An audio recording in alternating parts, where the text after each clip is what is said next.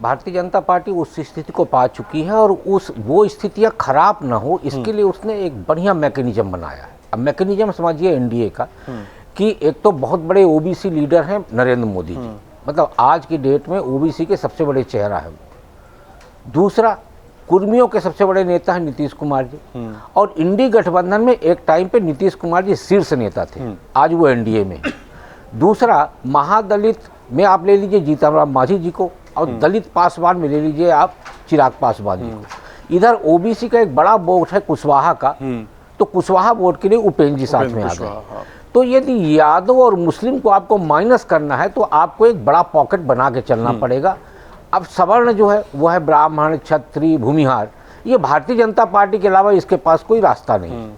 तो ये चंक यदि आप देखेंगे तो भारतीय जनता पार्टी दो चीज़ें बड़े अच्छे तरीके से लेके चल रही, एक जातिगत समीकरण और दूसरा रणनीतिक हमला। तो जैसे सम्राट जी ने कहा कि भारतीय जनता पार्टी का निर्देश है शीर्ष नेतृत्व का कि आप तेजस्वी की जगह पे लालू पे हमला करिए, तो मैं एक छोटा सा उदाहरण दूंगा, जयदीप जी को भी पता होगा कि मध्य प्रदेश में जब भी भारतीय जनता पार्टी उतरती है तो दिग्विजय सिंह पे अटैक करती है, क्योंकि मध्य प्रदेश की जनता आज भी दिग्विजय सिंह के शासनकाल को भूल नहीं पाई है। वो 90 और 2000 का जो दशक रहा है, तो वो आज भी भारतीय जनता पार्टी लंबे समय से शासक है मध्य प्रदेश में, लेकिन उसके बाद भी जैसे कोई विषय आता है तो कहते हैं कांग्रेस में की सरकार बनेगी तो दिग्विजय सिंह का शासनकाल आ जाएगा।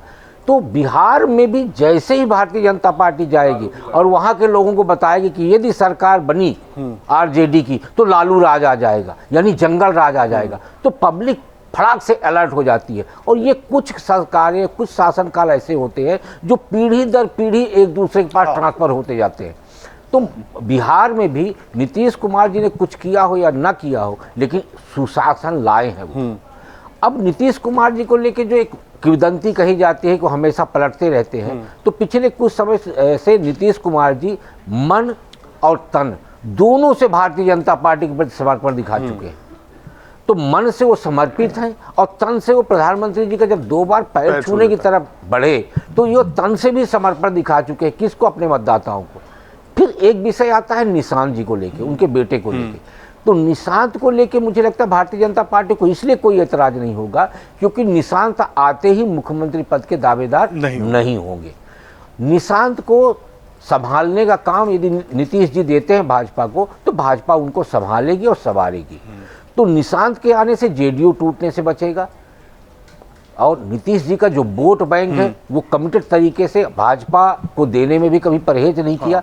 ये सारी की सारी इंजीनियरिंग इसीलिए की जा रही है कि इस बार भारतीय जनता पार्टी अपने पुराना जो उनका पैटर्न है वो ख़त्म ना हो, उनका मतदाता बिछड़े नहीं, और भारतीय जनता पार्टी की सरकार बने। और भारतीय जनता पार्टी की सरकार में नीतीश कुमार जी को सम्मानजनक तरीके से सेंटर में लाया जा सकता है, गवर्नर बनाया जा सकता है, और भारतीय जनता पार्टी वहां पे नीतीश जी के समर्थन से अपना मुख्यमंत्री बिठा सकती है। अगर आप ये वीडियो YouTube पर देख रहे हैं तो हमारे चैनल को सब्सक्राइब कर बेल आइकन दबाएं, और Facebook पर देख रहे हैं तो हमारे पेज को लाइक करें। 8 मिलियन प्लस सब्सक्राइबर, आपके इस भरोसे के लिए बहुत धन्यवाद।